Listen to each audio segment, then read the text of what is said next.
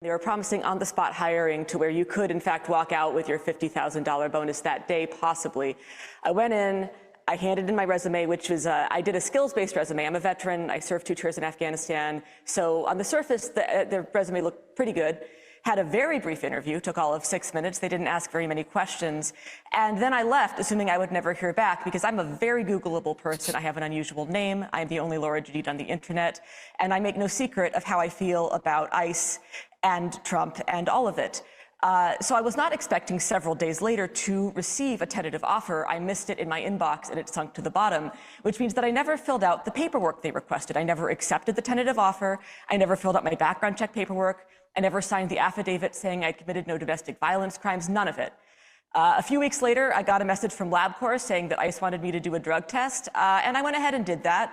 I was pretty sure I wouldn't pass. I'd partaken in legal cannabis 6 days before the test, but why not waste some of their money, right? And then 9 days after that, I decided I wanted to, I was curious, had they processed the drug test yet?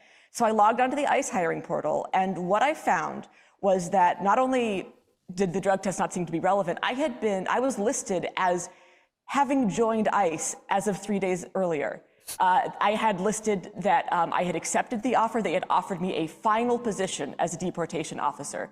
My background check was listed as completed 3 days in the future from when I was looking at it.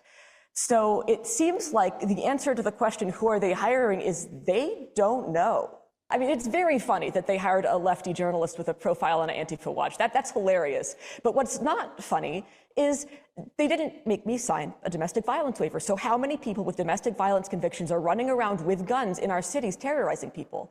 How many people who have been committed of sex crimes or crimes against children are in charge of detention centers where there's no oversight, where people won't be missed and won't be believed? The agent was very keen on letting me know that I wouldn't be given a badge and a gun right away. I wouldn't be out in the street messing people up. I would probably have to push paperwork for about 6 months before I got there. And when I expressed that that was fine with me, with my analyst background, he actually, the atmosphere changed. He was like, no, listen, we want everyone on the street with guns eventually.